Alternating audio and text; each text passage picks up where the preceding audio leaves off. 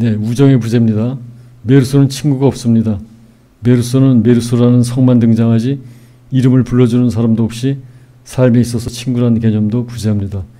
우리는 메르소는 알지만 이름을 모릅니다. 아무데도 안 나오죠. 그 메르소 이름을 불러주는 친구도 없어요. 어찌보면 익명으로 존재합니다. 사실 나이도 없죠. 나이도 나타나지 않죠. 거의 익명으로 존재하다시피 합니다.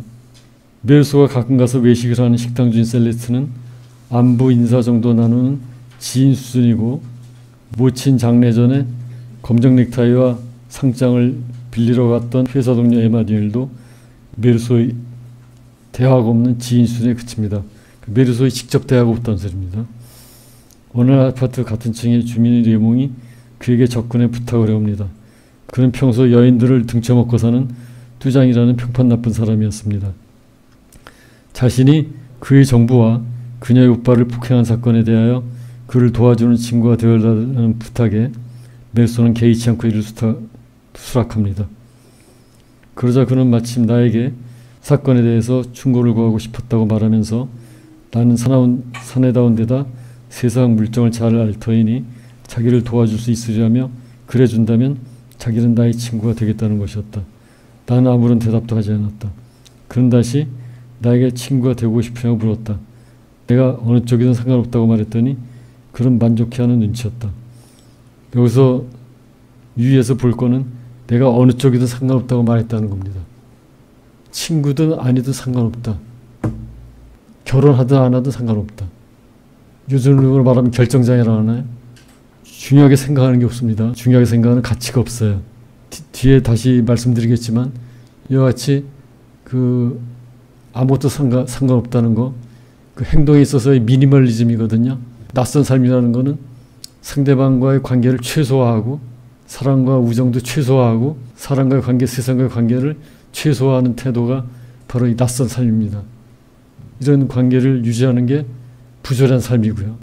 그런 메르소는 이제 자기 미니멀리즘적인 행동에 따라서 우연의 지배를 더 크게 받게 되는 거죠. 나중에 다시 말씀드리겠습니다. 레몽을 위해 경찰서에 출두하여 레몽을 위한 증인이 되기도 하는 메르소는 이러한 행동이 후에 자신이 피고가 되는 법정에서 불리한 행적의 하나가 되기도 합니다. 메르소에게는 진정한 친구가 없습니다. 그 누가 친구가 되든 안 되든 실제로 친구가 없지만 아무 상관이 없는 사람으로서 마리만 메르소의 이름을 불러줄 뿐, 또 실제 작품에서 마리가 이름을 불렀다만 나오지 무슨 이름이란 말은 나오지 않습니다. 그와 같이 이름을 불러주고 깊이 있고 열정적인 의견을 나눌 친구 하나 없습니다. 직장에서도 동료애를 지니는 동료 하나 없는 외딴 섬 같은 존재가 메르소입니다. 그 다음에 직업 간의 부재입니다. 메르소는 다니는 선박회사에서 단순히 선화증권들을 정리하는 일이라는 일개 회사원일 뿐입니다. 자신의 직업에 대한 소명의식이나 정열이 없이 그날그날 맡겨지는 서류들을 처리합니다. 파리에 출상조를 내서 메르소를 파견 근무시키면서 거래선을 확대함으로써 회사의 규모를 키우려는 사장의 우호적인 제안도 그는 거절합니다. 인용합니다. 66조. 그러면 파리에서 생활할 수 있을 것이고 1년에 얼마 동안은 여행을 할 수도 있으리라는 것이었다. 자넨 젊으니까 그런 생활이 자네 마음에 들 것 같은데 나는 그렇긴 하지만 결국 이러나 저러나 내게는 마찬가지라고 말했다. 그러자 사장이 생활의 변화에 흥미를 느끼지 않느냐고 물었다. 사람이란 결코 생활을 바꿀 수는 없는 노릇이고 어쨌든 어떤 생활이든지 다 그게 그거고 또 이곳에서의 내 생활에 조금 더 불만을 느끼지 않는다고 나는 대답했다. 알제에서 근무하는 평범한 회사원이라면 파리 지사장으로 임명된다는 것이 큰 영전이고 좀 더 나은 미래를 위한 자기 발전과 도약의 기회가 되는 것인데 메르소는 이런 지하에 거절하는 것입니다.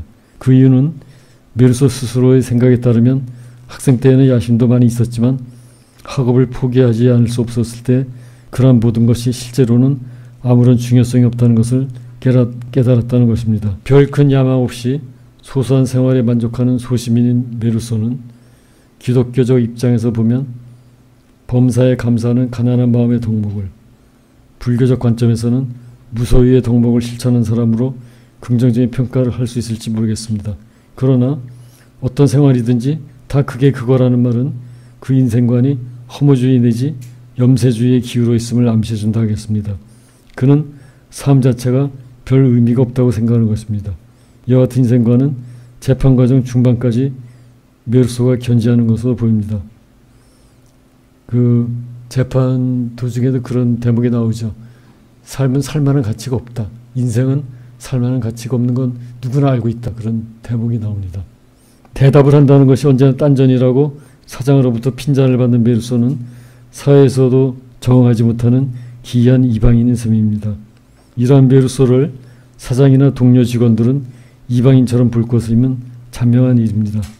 메르소가 타인들과 세상을 낯설게 보는 만큼 사람들과 세상도 메르소를 낯설게 볼 것은 당연하겠습니다.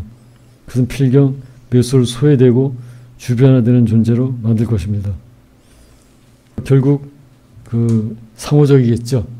메르소가 스스로 그 담을 쌓는 것, 결국 그것은 자기를 소외시키는 거죠. 자기가 자기를 소외시키고 그거에 따라 사회는 메르소를 소외시키고 이중의 소외가 되는 것이죠. 그것은 결국 악순환이 돼서 더욱더 그 소외 가속화를 이룬다고 할 수 있습니다. 자기가 자기를 소외하고 그걸 보고 사회는 또 이 소외자를 또 소외시키고 점점 악화가 되겠죠. 네, 다섯 번째, 우연의 지배입니다. 이 소설에서 가장 중요한 대목이죠. 레몽의 친구 마송의 초대를 받아 마리와 레몽과 함께 알제 바닷가의 별장에 간 메르소는 레몽과 마송과 해변을 산책 중 레몽 정부의 오빠가 포함된 아랍인 2명과 시비가 붙어서 레몽이 정부 오빠의 칼에 맞아 다칩니다. 복수심에 권총을 지니고 다시 해변바위로 가는 다혈질의 레몽을 만류차 따라가던 메르소는 살인사태를 막기 위해 만약에 상대방이 단도를 또 뽑으면 자신이 쏘겠다고 말하며 레몽이 갖고 있던 권총을 받아듭니다. 둘이 바위로 가다가 발견한 아랍인들은 뒷걸음질 도망갑니다. 진정이 된 레몽과 별장으로 돌아온 메르소는 뜨거운 햇빛을 피하듯 바닷가로 혼자 되돌아갑니다. 해변바위에는 아까 레몽에게 단도로 상처를 입혔던 아랍인이 누워있다가 다가오는 메르소를 보고 호주머니에 손을 넣더니 뜨거운 태양에 떠밀리듯 한 발 더 다가가서 메르소에게 단도를 꺼내 겨눕니다. 단도가 반사하는 칼끝 같은 성광과 눈썹에서 흘러내린 땀방울들 속에 메르소는 무의식적으로 우도 속에 그러졌던 권총을 꺼내 발사하고 총알은 아랍인을 명중합니다. 한동안의 침묵 후 메르소는 다시 4발을 더 발사합니다. 나는 땀과 태양을 떨쳐버렸다. 나는 한낮의 균형과 내가 행복을 느끼고 있던 바닷가의 예외적인 침묵을 깨트려버렸다는 것을 깨달았다. 그때 나는 그 움직이지 않는 몸뚱이에 다시 4발을 쏘았다. 총탄은 깊이 보이지도 않게 들어박혔다. 그것은 마치 내가 불의 문을 두드리는 4번의 짧은 노크 소리와도 같은 것이었다. 이방 1부 6장입니다. 86쪽입니다. 비교적 길게 메르소의 아랍인 살해 과정과 장면을 요약하고 인용한 것은 메르소의 살인이 예비한 범죄가 아니라 어이없이 우발적으로 저질러진 사건임을 부각하기 위해서입니다. 모친 장례시, 밤샘으로부터 장례식까지 메르소가 보인 유족답지 않은 행태와 이 우발적인 살인사건을 결부시켜서 검사는 농구에서 메르소를 파렴치한 반인륜적 흉악범으로서 극형을 구형하고 배심원들의 심판과 함께 메르소는 사형언도를 받게 되는 것입니다.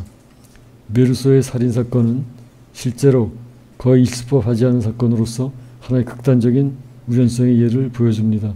결심 공판에서 살인의 동기를 다시 묻는 재판장에게 메르소는 진짜 이유인 태양 때문이었다고 말하지만 장래의 웃음만 살 뿐이었습니다. 이방인의 중심 사건을 이룬 살인사건은 메르소가 살고 있는 세상, 어쩌면 더 나아가 현대사에 있어서도 우연성이 부조리한 현실을 이루는 일면이라는 것을 말해준다고 하겠습니다. 여기서 중요한 것은 우연성이 움직일 수 없는 사실로 나타날 때 그것이 필연성이나 숙명처럼 작용할 수 있다는 점이고, 메르소가 태양이 찌르는 빛과 뜨거운 열기에 떠밀려 벌어진 자신의 우발적인 살인이 불행의 문을 두드리는 노크와 같다는 점을 깨달았다는 것입니다. 이것은 메르소가 타인과 사회와 유리된 자신의 낯선 삶에서 깨어나 전의식 단계에서 의식 단계로 접어든다고 말할 수 있습니다. 여기서 이제 덧붙일 건요, 제가 아까 말씀드렸지만 그 낯선 삶을 영위하는 사람들은 미니멀리즘에 같이 산다 그랬잖아요. 자기 영역을 자꾸 축소시킵니다. 그러다 보면 어떻습니까? 외부 사건들은 전개돼 가죠. 외부 사건들이 자기를 그 조여오는 공간은 더 커지죠. 자기 공간이 자꾸 축소되니까 외부 공간이 나를 지배하는 공간이 많아지죠. 그렇기 때문에 외부의 우연적인 사건이 나를 덮칠 가능성이 점점 많아지겠죠. 자연스럽게. 내가 나 자신의 영역을 축소시키니까 외부가 나를 덮쳐올 그런 면적이 더 넓어지는 거 아닙니까? 결국 이 우연적인 사건이라는 것도 보면은 낯선 삶을 영위하는 소외자가 어떤 면에서는 스스로 자초한 면도 있다는 거죠. 자신의 미니멀리즘에 따라서 자기 행동을 축소시키니까, 자기 행동 반경을 축소시키니까 외부의 행동이 그만큼 더 복속되는 결과를 가져온다는 그런 의미도 있다는 게 제 주장입니다. 그래서 이 산의 사건은 그와 같은 중요한 의미가 있는 것 같고요. 또 한 가지는 조금 전에 말씀드린 우연히 필연화한다는 거. 이건 비근한 여러 가지가 있죠. 인종평경 같은 것도 우연을 필연으로 하는 겁니다. 세속적인 예지만 백인들의 우월주의 같은 거, 백인으로 태어난 건 우연 아닙니까? 자신이 백인으로 태어나라고 누가 정해준 거 아니지 않습니까? 근데 그거를 마치 선민사상으로 생각해서 황인종이나 흑인종을 깔보는 그런 사람들이 꽤 많단 말이죠. 그런 건 뭐예요? 우연을 필연으로 생각하는 것이죠. 다른 건 마찬가지입니다. 다른 자기가 우월한 국가에서 태어났다고 자신이 속한 국가보다 못 사는 국가 국민들이 얕보는 거, 그것도 뭐예요? 우연을 필연으로 하는 겁니다. 자기는 우월하게 태어났다고 착각하는 것이죠. 우연의 횡포는 이와 같이 이중으로 사람을 옥죄할 수 있다는 거죠. 우연 자체의 폭력성, 이제 폭력성이 세계를 많이 지배하고 있다는 거. 그리고 또 그런 우연은 이런 소외된 자들을 더 압박하는 면이 있다는 거. 그래서 저는 두 점을 강조하고 싶었습니다. 이 글에서. 여기에서는 충분히 나타나지 않았는데요. 그 점을 특히 말씀드리고 싶었습니다.